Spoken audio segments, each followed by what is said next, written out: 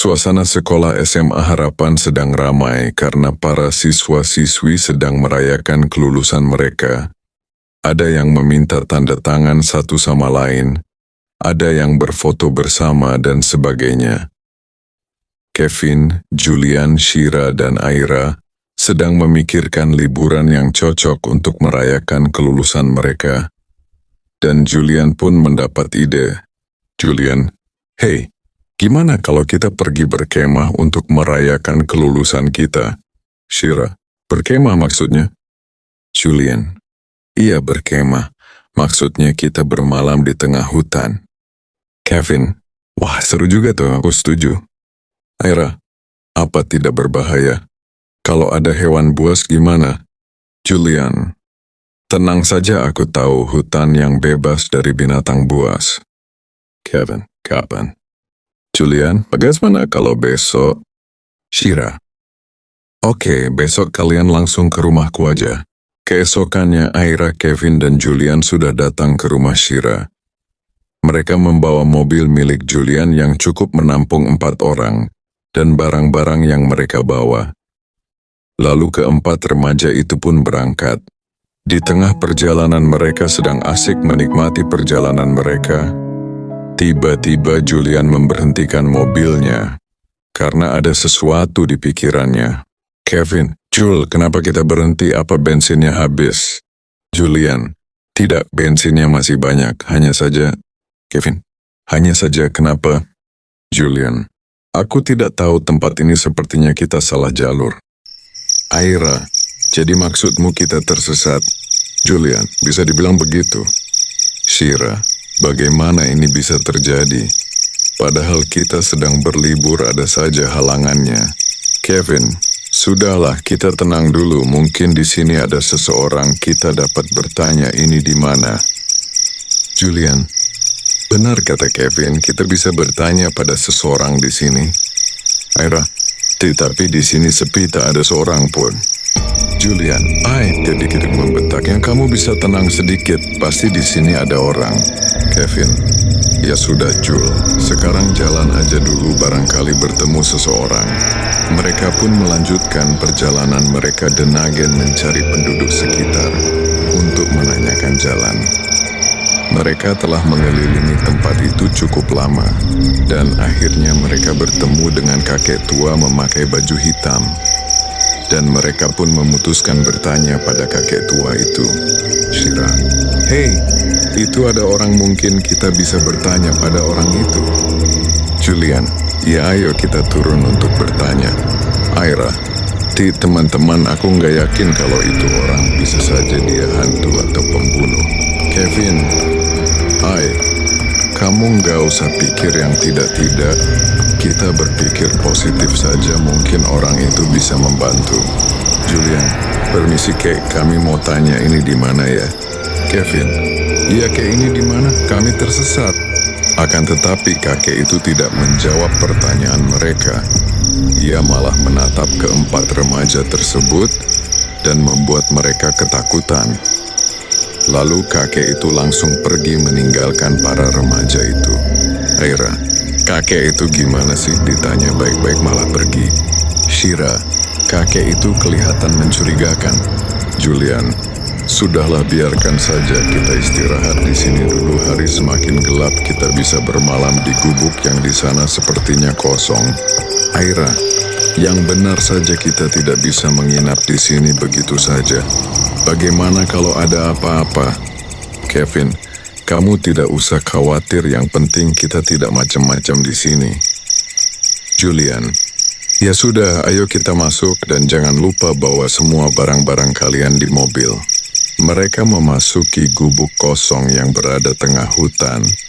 Gubuk itu terlihat sedikit kotor, kemudian mereka membersihkannya.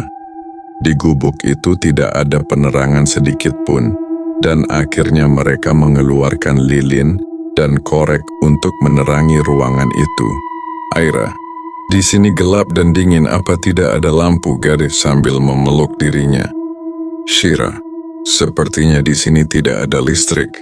Kevin, "Ya jelas saja tidak ada listrik, ini kan di tengah hutan, mana mungkin ada listrik." Julian, apa kalian membawa lilin? Shira, buat apa? Aira, aku tahu pasti kau ingin merayakan kelulusan kita kan? Kevin, dasar bodoh, memukul kepala Aira. Mana mungkin di situasi seperti ini kita masih sempat merayakan kelulusan, pasti buat penerangan lah. Aira, au, sakit tau, kau tidak perlu memukul kepalaku. Mengelus kepala. Julian, sudah-sudah tidak usah ribut, sebaiknya kita nyalakan lilinnya, kalian membawanya kan? Aira, aku tidak bawa. Kevin, kau ini bodoh sekali, sudah tahu kita akan berkemah kau malah tidak bawa. Aira, aku kan tidak tahu, lagi pula kita akan berkemah menggunakan api unggun. Shira, sudahlah kalian jangan bertengkar terus, sebaiknya kita cepat-cepat tidur. Kemudian mereka menyalakan lilin dan para remaja itu memutuskan untuk beristirahat.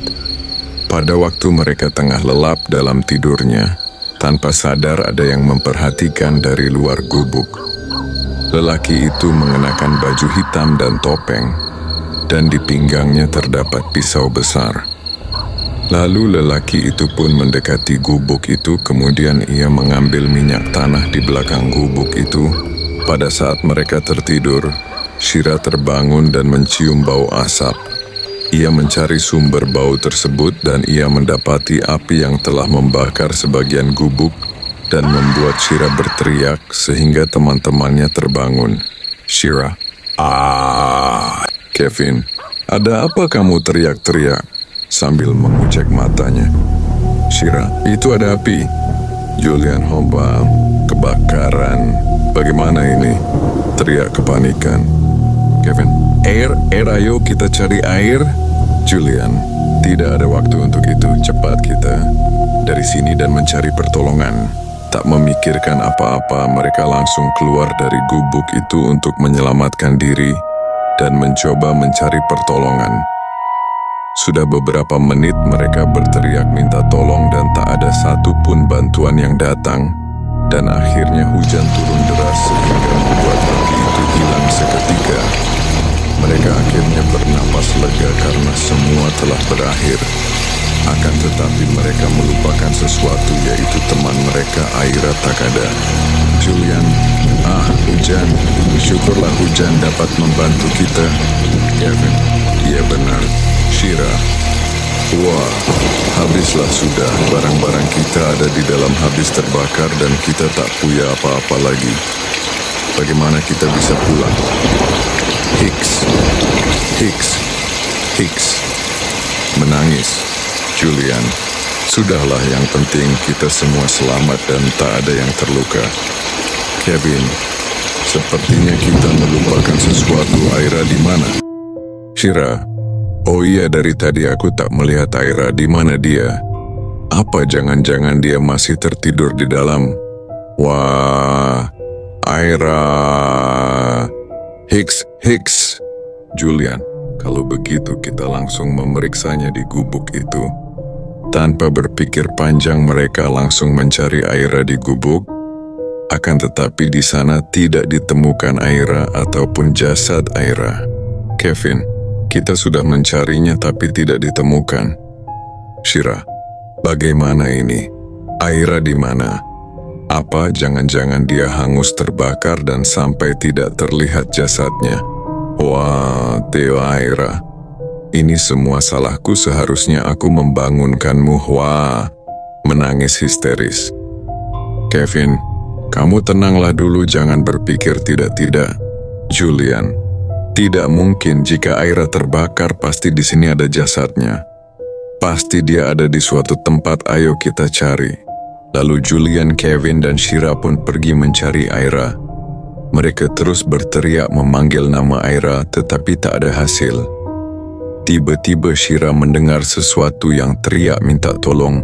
Shira, tunggu. Sepertinya aku mendengar orang teriak minta tolong, kalian dengar tidak? Kevin, ya aku dengar. Apa itu Aira? Julian, aku juga mendengarnya, ayo kita lihat. Setelah mendengar suara minta tolong, mereka mencari sumber suara tersebut.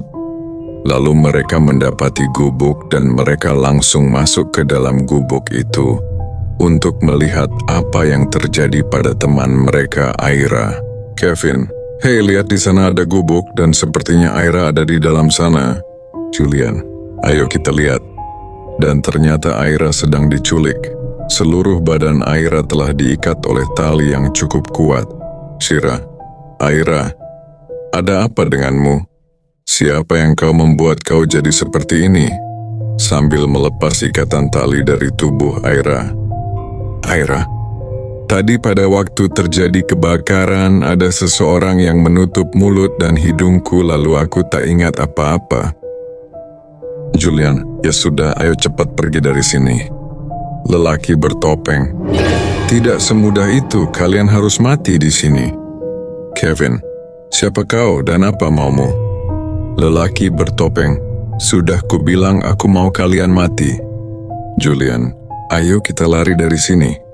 Mereka semua berlari meninggalkan lelaki bertopeng itu, dan lelaki bertopeng itu mengejarnya.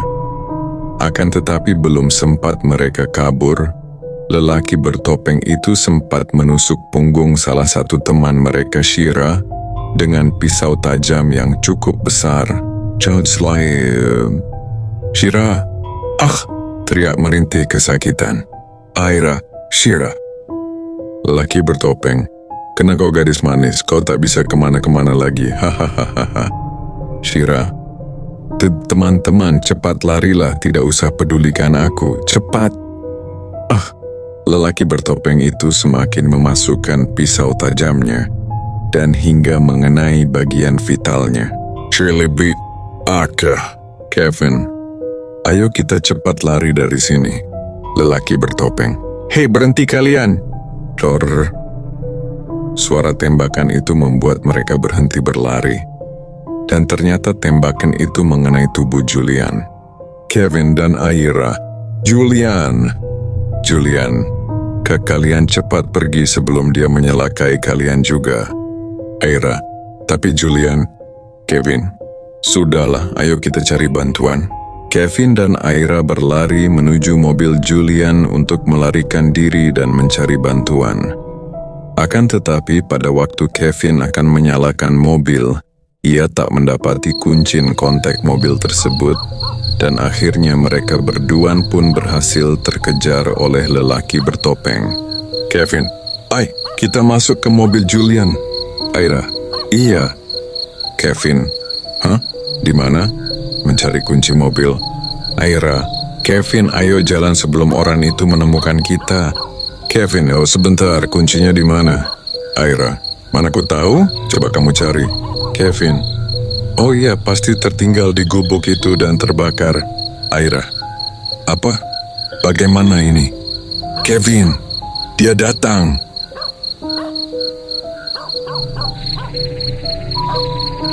Lelaki bertopeng itu telah menemukan Kevin dan Aira.